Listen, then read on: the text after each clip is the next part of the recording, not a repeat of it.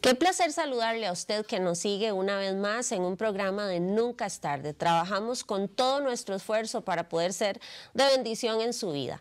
Hoy quiero contarles que nos visita Lorenzo Vargas. Bienvenido, Lorenzo. Mucho gusto, encantado. Lorenzo es un compañero, amigo de mucho tiempo. Él dejó el país de Cuba y se vino para Costa Rica y quiere compartirnos hoy lo que ha sido su vivencia, precisamente el desarraigo de su tierra natal y cómo empezó a forjarse camino a superar los sacrificios aquí en nuestra Costa Rica. Lorenzo, hablábamos de que precisamente te tocó dejar a tu país Cuba para venirse a Costa Rica, pero me encantaría que pudiéramos empezar contándonos vos cómo fue tu vivencia, tus orígenes allá en esta preciosa tierra de Cuba que tuve la oportunidad de visitar hace unos meses, un país realmente encantador con una gente maravillosa. Cuéntanos tus orígenes. Así es. Bueno, mi nombre es Lorenzo Vargas Martínez, soy de origen cubano, nacionalizado costarricense y vengo acá a este programa muy agradecido primeramente con Dios porque me da la posibilidad a través de su gracia de poder expresar una vivencia que puede ser que le sirva de mucho a muchas personas que a lo mejor están pasando o han pasado por una situación similar a la mía. Yo nací en un pueblo de campo, mi familia, aunque era católica no practicante, siempre fue muy luchadora. Siempre trataron de salir adelante, independientemente de la situación económica que todos sabemos y los que han ido a Cuba saben cómo es ese país. Desde mi punto de vista y como niño siempre fue un niño muy intranquilo. A la edad de 9 años mi papá muere y nos deja a mi mamá y a mí y a mi hermana solos en la casa. A partir de ahí mi mamá se ve obligada a luchar porque mi papá era el único sustento que teníamos en la casa. Toda mi infancia transcurre a partir de que mi mamá tuvo que darle frente a la realidad que vivíamos en ese momento, pero sin Dios, o sea, no teníamos un referente para poder nosotros apoyarnos en ese momento porque inclusive hasta la familia nos dejó solo. Gracias a Dios mi papá nos dejó una casa, nos dejó ciertos bienes, pero no eran suficientes porque vivir en una sociedad como la que es Cuba y que todos sabemos los inconvenientes y todas las vicisitudes que se pasan, es muy importante tener un referente, es muy importante que haya un Dios en la familia que pueda solventar las necesidades, no tanto materiales sino espirituales, para poder salir adelante en la vida. A partir de ahí empiezo la secundaria. Lorenzo, quizás antes de entrar a eso, me encantaría que pudieras ampliarnos qué impacto tuvo sobre tu vida la muerte de una persona tan significativa, ¿verdad? A una edad tan temprana. ¿Qué edad tenías cuando? 9 años tenía. 9 años. ¿Cuánto marcó eso tu vida? Eso marcó mucho mi vida porque todavía a la edad de 16 años yo lloraba por mi papá. Mi papá era una gente de un carácter muy fuerte, pero me acuerdo que el primer colchón que yo tuve fue un colchón de paja. Un colchón que, aunque era de paja, yo lo amé mucho porque ese colchón fue un regalo de mi papá. Y él me dijo una vez, tenemos que salir a buscar todo el aditamento para construir tu colchón y fuimos a una represa. Y me acuerdo que estaba en la orilla y él amasó todo ese amasío, perdonando la redundancia, de los huines del río, que son unos filamentos que nacen en la represa y me dijo... Él lo formó el colchón, él lo hizo. Él lo hizo. Y entonces me dijo, pon tu espalda. A mí eso siempre se me quedó grabado. Y me dijo, pon tu espalda para que sepas que en esta vida todo cuesta. Y yo me acuerdo y le dije, sí, papi, está bien. Y puse la espalda y el agua me chorreaba. Eso fue un hecho que marcó mi vida y me sirvió de mucho porque muchos pensamos que la vida es fácil. Y yo sé que detrás de ti hay muchas cosas que tú estás pensando, que a lo mejor no puedo salir adelante, que a lo mejor qué me pasará y qué situación tendré, pero te puedo asegurar que teniendo fe todo es posible, independientemente que en un momento determinado de la vida Dios no se manifieste. Lorenzo, ¿cuántos hijos eran ustedes y cómo hizo tu mamá, digamos, para hacerle frente a una situación tan difícil? Ya de por sí, ¿verdad? La sociedad cubana, como vos decís, plantea ciertas limitaciones, pero ahora se intensificaban por el hecho de que estaba tu papá ausente y tu mamá sola tenía que criar a los hijos. Bueno, mi mamá era dependiente totalmente de mi padre. Al morir mi padre nos quedamos solos y prácticamente ella tuvo que luchar sola en la vida. Éramos mi hermana y yo. En una casa que mi papá, por sus esfuerzos, salió adelante y nos dejó esa posibilidad para, de cierta forma, poder solventar la ausencia de él en ese momento. Mi papá siempre fue una gente muy luchadora, una gente de mucho carácter, una gente que trató siempre de inculcarme que el hombre debería de trabajar, que el hombre debería ser una gente honesta, que el hombre debería de echar para adelante en todo momento y no amedrentarse ante las situaciones de la vida. Perdona, ¿en qué trabajaban tus papás? Digamos, ¿cuál era su medio de Mi papá era subsistencia? albañil a jefe de obra. Fue albañil, fue jefe de obra, siempre fue una gente que le gustaba que las cosas estuvieran muy bien. Siempre me dio consejos, de lo que yo me acuerdo, siempre mi papá fue una gente muy, pero muy fuerte en su carácter. Tenía un carácter demasiado fuerte. Tanto es así que en un momento determinado, siempre con mucho cuidado, pero sí me llegó a golpear. Y luego de la muerte de tu papá, ¿cuál fue el medio de subsistencia del núcleo familiar de ustedes? Recuerdo que mi mamá queda sola y va a un psiquiatra porque mi mamá estuvo muy afectada y entonces el psiquiatra le dice, mire señora, independientemente de que ya su esposo esté, usted no puede vivir con la mente puesta en su esposo, usted tiene que pensar en sus hijos. Mi mamá se queda sola y en ese momento ni la familia le pudo dar un apoyo porque todos tenían sus propias necesidades. Claro. Mi mamá empieza a trabajar en una lavandería, en una guardería para niños, lavando forros de camitas para niños y con ese dinero pudo solventar el estudio, que todos sabemos que en Cuba parte del estudio se paga, pero sí hay que comprar ciertas cosas para poder seguir viviendo. Entonces, hasta la edad de 11 años, que un tío me dice que me vaya con él. Ese tío mío era militar, era jefe de un estado mayor en Cuba y me lleva a vivir a su casa. Ahí cambia totalmente el panorama de la vida. ¿Por qué? Porque mi tío era militar. Entonces él me empieza a formar bajo principios militares. Por ejemplo, si te levantas en la mañana tienes que tender la cama. Yo creo que de cierta forma Dios se mete en la humanidad de todas las personas desde un punto de vista que a veces no entendemos. A veces no entendemos. Después de tanto tiempo yo ahora me pongo a reflexionar y me doy cuenta que la misma vida es como una película. Claro. Dios te va situando ciertos panoramas, pero te va formando tu carácter. Entonces, disciplina te enseñó. Me va disciplinando. Por ejemplo, había que limpiar el cuarto, si vas al baño recoge los papeles, no hay que decirte que botes la basura. Entonces todas esas cosas tienes que andar con el pelo corto, no puedes andar con pantalones como tú quieras, tienes que andar planchado, los zapatos limpios. Entonces eso me fue formando un carácter. Empiezo a estudiar en una secundaria en el campo donde estuve internado. Iba de lunes a viernes y los fines de semana iba a la casa. En esa secundaria cambia de nuevo el panorama de vida, porque en esa secundaria vinculaban el estudio con el trabajo. Entonces, en un momento ibas al estudio y en otro momento tenías que ir a la agricultura. ¿Para qué? Para irle formando al muchacho una conciencia de trabajo. Entonces, eso sigue formando un carácter, sigue formando una vivencia, ¿verdad? Y adquirir madurez a una edad muy temprana. Ir adquiriendo madurez a una edad muy temprana. A la edad de 17 años, todos sabemos que en Cuba se pasa el ejército. Entonces, ahí vuelve a cambiar la vida. Y entonces tuve que pasar 2 años en el ejército, en una preparación militar, donde te preparan física y psicológicamente, bajo principios totalmente militares. ¿El servicio militar es de 2 años? Es de 2 años. ¿Y entras a los 17, saliste a los 19? A los 19 años. Pero siempre tuve la mente de salir de Cuba, porque había muchas cosas que no realmente me gustaban. Y tuve, pues sin hablar mucho, siempre tuve en mente salir hasta que en 1995 salí de Cuba.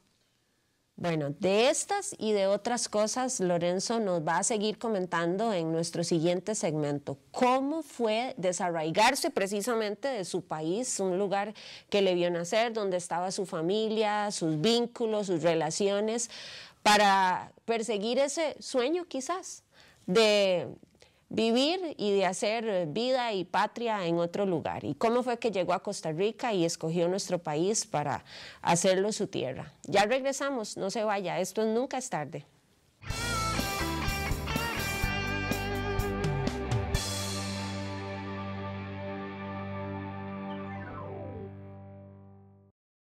Comparte el mensaje de vida. Invita a tus amigos, compañeros, familiares y vecinos a que escuchen Vida Radio. Vida Radio.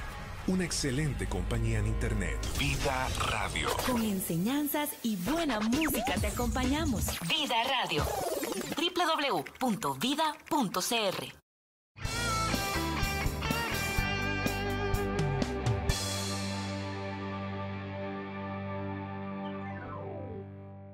Volvemos a Nunca es tarde, hoy con Lorenzo, que nos está contando su historia de desarraigo del país en el que nació, Cuba, y cómo logró establecerse aquí en Costa Rica. Y queremos tomar, como siempre, un minuto para agradecerle a todas las personas que a través del Facebook y el Twitter nos hacen llegar sus comentarios y sus observaciones. De verdad que nos encanta saber que estamos siendo útiles para usted. No deje de escribirnos y recordarles que además en el canal de YouTube usted puede encontrar este y cualquier otro de los programas anteriores que hemos grabado. Lorenzo, hablábamos antes del corte de que a los 19 años terminas el servicio militar y que siempre estuvo en vos esa espinita de querer irte a otro lugar. ¿Por qué? Cuéntanos por qué nunca te viste haciendo futuro, digamos, en tu país de origen. Bueno, humanamente nos hacemos siempre muchas preguntas. Yo siempre preguntaba, ¿qué hay fuera de esta frontera? Me preguntaba yo. Entonces, habían cosas que no compartía y son cosas que para el que ha estado en Cuba las entiende. Y yo en ese momento no las entendía, las necesidades, las vicisitudes, ciertas formas desde el punto de vista político que nunca entendí. Pero ese no es el punto. El punto era salir de Cuba. Yo empecé a analizar eso desde una edad muy temprana y se lo planteé a mi mamá y mi mamá siempre estuvo en desacuerdo con esa toma de decisión. Pero independientemente de lo que pensara mi mamá, yo siempre seguía adelante. Y traté siempre de salir. En 2 o 3 ocasiones tuve 3 salidas clandestinas y quería salir por el mar. Y, sí, pero siempre pensando en mi mamá, porque mi mamá siempre, después de la muerte de mi papá, empezó a tener ciertos problemas de salud. Y no quise darle un mal rato a mi mamá, ni que se fuera a pasar algo a mí y ella quedarse otra vez con esta situación de estar viviendo sola. Pero sí intentaste salir por el mar, digamos, sí, solo que no se terminó de concretar. No se me dio, pero sí tuve 3 ocasiones donde llegaban amigos y me decían, tengo todo listo, tú decides cuándo nos vamos y nos vamos. Pero yo nunca traté de tomar esa decisión. En una fiesta conozco a una muchacha y empezamos a conversar y ella me dice que el papá era costarricense y que ella quería salir de Cuba, pero no tenía los medios necesarios para salir. Yo le dije, qué casualidad, usted tiene la posibilidad de salir y yo tengo los medios para que usted salga. Entonces podemos hagamos equipo. Hagamos un equipo. O sea, usted sale con mi dinero y me saca a mí con mi dinero y usted no tiene que pagarse el viaje porque también quería sacar a la mamá. Entonces, muy bien, empezamos a planificarlo todo y llegamos a... ¿Y cómo habías conseguido el dinero? El dinero por mi familia que está en Miami. Ah, te enviaban. Porque una tía mía estuvo en Cuba y le dije, yo quiero irme de Cuba. Y si tú no me das el dinero, me voy a tirar en el mar. Y si yo me ahogo, el cargo de conciencia te va a quedar a ti. Oh, Dios, claro, no le tocaba a otra. Entonces me dice, no juegues con eso, me dice ella. No. Y entonces ella mandó el dinero. Y de esa forma pude salir de Cuba. Me acuerdo que llegué... La muchacha esta te ayudó entonces. Ella me ayudó. Ella me ayudó y le agradezco mucho. Ella y su familia, porque yo no tenía familia acá. Y en el año 1995, un 20 de mayo, llegué acá a Costa Rica. ¿Qué sabías de Costa Rica? O sea, si no te hubieras encontrado lo único con que esa sabía muchacha, no hubieras pensado en Costa Rica como una opción. No, lo único que sabía de Costa Rica era pura vida. Nada más. No sabía. Bueno, es el eslogan que nos caracteriza. No sabía otra cosa ¿verdad? porque cuando estaba en inmigración habían 2 costarricenses y me dice, ¿qué más? ¿Es pura vida? Digo, ¿cómo pura vida? Y me dice, sí, ¿tú vas para Costa Rica? Digo, sí, dice, allá es pura vida, man. Digo, bueno, si usted lo dice, pura vida. Suena bien, entonces. Suena agradable el eslogan, digamos, ¿no? Entonces, llego acá a Costa Rica un 20 de mayo de 1995 y... ¿Qué edad tenías? En aquel momento tenía 30 años. Y llego acá y entonces me tocó vivir en una casa, en un cuarto en Barrio México. Me acuerdo que la primera noche dormí en el piso. Y yo decía, bueno, llegué y dormí en el piso, pero esto tiene que cambiar, decía yo, ¿no? Entonces después me fui para casa de su familia en Pérez Celedón y allí no había trabajo, yo era inmigrante, no tenía papeles. Me acuerdo que había un señor que se llama Don Carlos González, que es un señor que tiene propiedades en Pérez Celedón, y me dijo, yo estoy haciendo quiero hacer un corral para curar vacas, ¿tú crees que lo puedes hacer? Entonces yo le dije, precisamente ese era mi trabajo en Cuba. Pero eso no era cierto. No era cierto, pero la necesidad a veces obliga a uno a hacer ciertas cosas que uno inclusive ni aprende a hacer aprende o aprende. Entonces me fui a una finca a Pérez Celedón y me acuerdo que me fui abajo un palo de mango y me senté. Yo no conocía al Señor en aquel momento, pero siempre clamé a Él, le dije, Dios mío, ¿qué hago? Y como... Ayúdame a hacer un corral. Aprendiendo a capar se aprende, como dice, valga la redundancia, pues empecé a hacer aquel corral, lo terminé, ni yo mismo lo creía. Después de eso pinté una cancha de tenis, tuve muchos trabajos. Limpié patios, hice ese corral, fui electricista sin ser electricista, albañil sin ser albañil, fui guarda. Y me acuerdo que uno de los lugares de trabajo de guarda, precisamente, no sé por qué, pero los pensamientos de uno son de uno y los de Dios son de él. Entonces, fui guarda de un centro evangelístico. Y me acuerdo que en la noche, eso no se puede decir, pero bueno, ya lo voy a decir porque hace mucho tiempo pasó, dormía dentro del auditorio de... Se supone que estabas vigilando. Se supone que estaba vigilando. Y entonces, después de eso, hago mi examen para incorporarme porque yo soy enfermero. También pasé muchos trabajos porque... La carrera de enfermería la sacaste en Cuba. La saqué en Cuba, pero tuve que hacerla acá de nuevo. Servicio militar y de todo. Sí, pero tuve que hacerla aquí de nuevo, porque aquí no me recibieron papeles. Me aceptaron como auxiliar de enfermería, pero no como enfermero. Y entonces, antes de hacer ese examen, trabajé también de almacenero, trabajé vendí pollo también. O sea... lo que hubiera. Trabajé en un centro, en un cafetal donde había un ingenio de café y por las noches tenía que bajar 3 kilómetros por dentro del cafetal a contar 6 caballos porque el dueño necesitaba que se los contara para que no se los robaran porque eran caballos que valían mucho dinero. Y entonces así sucesivamente. Y a partir de ahí hago el examen y me incorporo a trabajar. Ahora actualmente trabajo en sala de operaciones del Hospital Calderón Guardia. Por cierto, es un centro con una responsabilidad muy grande en este país porque el área de cobertura que tiene es muy grande. Y hasta el momento estoy ahí. Bien, estamos conversando con Lorenzo Vargas. Lorenzo nos está contando cuáles fueron los sacrificios que tuvo que hacer, los esfuerzos y el precio que ha tenido que pagar por forjarse una vida en medio de circunstancias a veces muy adversas, dejando su país, su familia, abriéndose camino en un país completamente nuevo.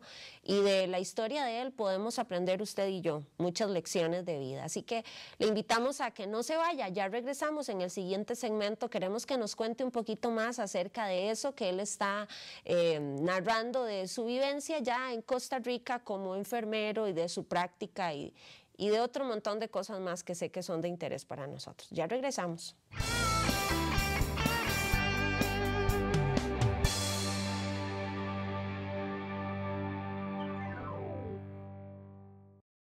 Ya se encuentra disponible la aplicación de Vida Abundante Coronado para Android y Apple. Búscala en la tienda de Google Play o App Store como VAC y descárgalo en tu dispositivo móvil. Forma parte de nuestra comunidad en línea.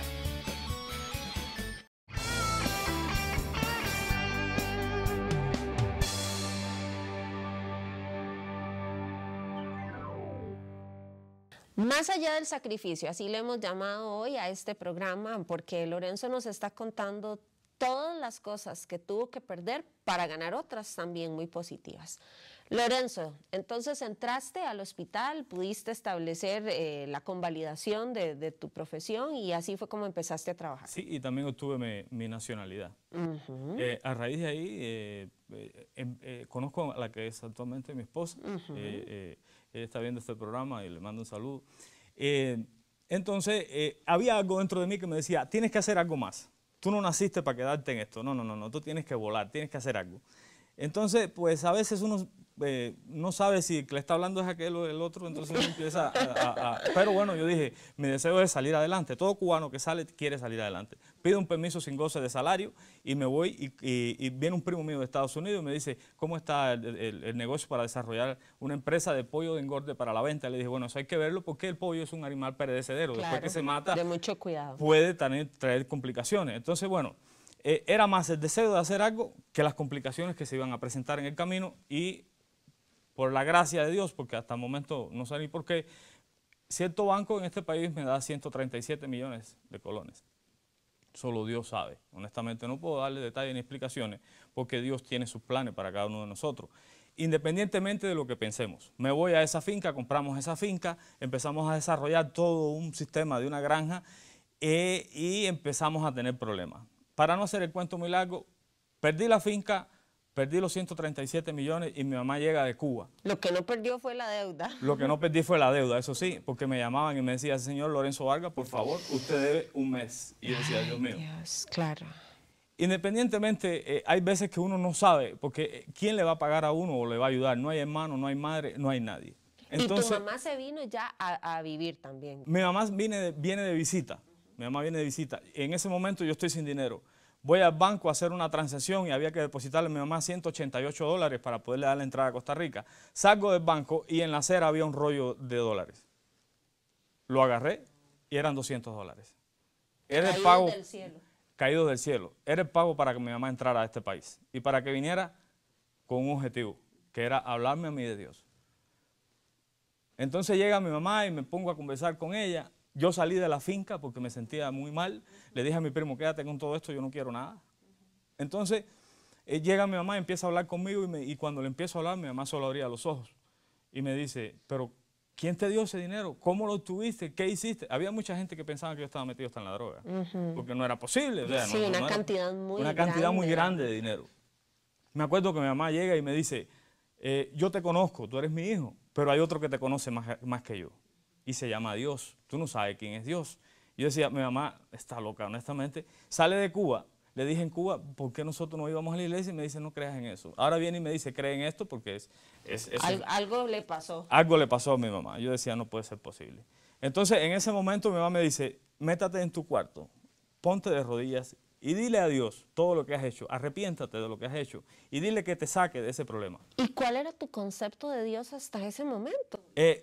Yo había oído hablar de Dios, pero lo había oído hablar de muy lejos. Muy lejos. Entonces yo dije, bueno, ¿a dónde voy? No tengo nada. No me queda nada. No me queda nada. Voy a tomarle. Mi mamá siempre me decía, no hagas esto porque vas a salir con esto. Y siempre caía en el problema. Y yo decía, bueno, una vez más mi mamá me viene y me habla. Voy a hacerle caso a mi mamá. Me meto en mi cuarto, cierro la puerta y me arrodillo y empiezo a llorar. Porque el problema era más grande. Pero como Dios siempre es más grande que las situaciones, empiezo a hablar de la situación a Dios y le dije, yo he hecho esto, nombre y apellido. Espiritualmente senté a cada persona que le había hecho daño, porque yo había hecho mucho daño. Yo era adicto al alcohol, había fumado mucho, había hecho muchas cosas en esta vida que realmente solo Dios las puede sanar. Y en aquel momento que me arrodillé, pasó algo. Yo entré a ese cuarto con un problema y cuando salí del cuarto salí sin el problema. Entonces le pedí a Dios que si Él me libraba de eso, yo iba a buscarlo a Él hasta la muerte, hasta que Él se hiciera vida en mí, porque ese era mi deseo. En ese momento sentí eso. Y entonces yo lloraba y lloraba y lloraba y lloraba. Pero era un llanto, no era un llanto de sufrimiento, era un llanto de gozo en ese momento. Yo eso no lo entendía. Salí de ese cuarto y a los 10 días me llaman del banco y me dicen, Lorenzo, venga, hay 3 personas que quieren quedarse con su deuda. Yo fui al banco y yo no lo creía. Y cuando llego al banco habían 3 abogados con el que quería comprar la finca y me dicen, Cuba, tranquilo, ya todo está pago. Pero no era ese señor, era Dios diciéndome, tranquilo, ya tu problema está pago. Y entonces entro a esa oficina y me dicen, léelo. Y cuando leo todo eso, yo no lo creía. Yo quería venir de a pie de Cartago hasta San José, no por romería, sino por gozo. Cuando llego a la casa, yo en ese momento tampoco lo creía y al otro día voy al banco. Y le dije, mira, esta es mi cédula, ¿me puedes decir una transacción que hice ayer a ver si está correcta la situación? A ver si es cierto, a ver si es cierto. Me lo imaginé. Y entonces en ese momento me dice, sí, todo está pago. Entonces eso es lo que hace Dios. Dios entra en la humanidad de un ser humano, independientemente de la situación que esté pasando, y lo catapultea hacia otro nivel. No es un problema de religiosidad. Cuando usted de verdad le ofrece su vida y le ofrece su corazón a Dios, usted está depositando en alguien más grande que usted lo que usted no puede hacer. Por eso hoy, en el día de hoy, después de eso, yo recibí a Jesucristo en una iglesia en Coronado que se llama Vida Abundante y fui bautizado un 5 de noviembre del 2005. Y hasta el día de hoy le doy gracias a Dios porque mi vida ha cambiado totalmente. ¿Cómo es tu vida hoy? Mi vida es otra cosa. A partir de ahí estudié licenciatura. Mi mamá me dijo, tú no naciste para cola, naciste para cabeza. Tú tienes que levantar tu frente en alto porque tú eres hijo de Jesucristo. Jesucristo vino a esta tierra para que tuviéramos vida y la tuviéramos en abundancia. Entonces es importante que la familia conozca esto, que la familia entienda que una vida sin Dios no es posible. Y que Dios vino a esta vida, en Juan 10:10 dice, Dios vino a dar vida y viene a darla en abundancia. Y todo el que crea en mí será salvo, tanto él como su familia. Y son promesas y más promesas, cosas que la vida del mundo no da, Dios las da. Por eso hoy le doy gracias a Dios que mi familia, mi hija, mi hermana han recibido a Jesucristo y viene un nieto que está ahí con 6 años y me dice, Tito, ¿cuándo? Y le digo, no te preocupes, tu tiempo va a llegar. ¿Tu familia vive ahora aquí en Cuba, en Costa Rica, perdón? Mi familia vive en Costa Rica, mi hermana vive en España y vino acá a Vida Abundante Coronado y también fue bautizada. Qué bueno. Bien, hemos conocido hoy la historia de Lorenzo Vargas, un hombre que en medio de la adversidad logró sobreponerse a las diferentes circunstancias de su vida y que esos sacrificios tuvieron un día una recompensa. Dios aparece en su vida y le da un giro. Las Escrituras dicen, encomienda al Señor tu camino, confía en Él y Él hará. Él endereza nuestras veredas y la historia de Lorenzo podría ser también la suya. Si la presión, si el agobio, si el sufrimiento lo tienen asfixiado, puede venir delante de Dios y depositar sus cargas y el Señor marcará un camino para su vida. Gracias por habernos acompañado el día de hoy y le esperamos en nuestro próximo programa de Nunca es tarde. Que tenga un buen día.